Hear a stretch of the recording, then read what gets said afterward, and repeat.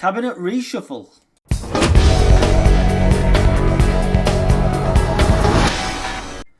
Apparently, according to the iPaper, Keir Starmer and his so-called advisors, who are dreadful, let's face it, in their own right and should be sacked, are in the midst of sorting out a cabinet reshuffle that is going to take place in late spring.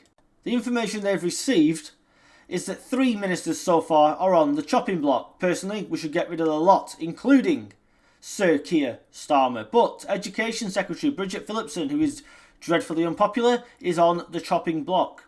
Richard Hermer, the guy who is desperate to give away the Chagos Islands to the Mauritians, and let's face it, represented terrorists himself and certainly does not want to represent Britain on the world stage and has no interests in working in the interests of Britain, is also on the chopping block. And Lisa Nandy, useless Nandy, who is polling now to lose her seat in Wigan, has never come up with a good suggestion in her life and has never had an original thought in her entire life, is now on the chopping block as well. Nandy is the least relevant of all of them, not just because she hasn't got two brain cells to rub together, but because she's at the DCMS, the Department for Culture, Media and Sport, which nobody really cares about. And every time she does appear in the media, it's just to be one of Starmer's human shields, to give out some sort of bad news or try and defend the indefensible. And she couldn't even defend the defensible. So it doesn't really matter if she goes or not.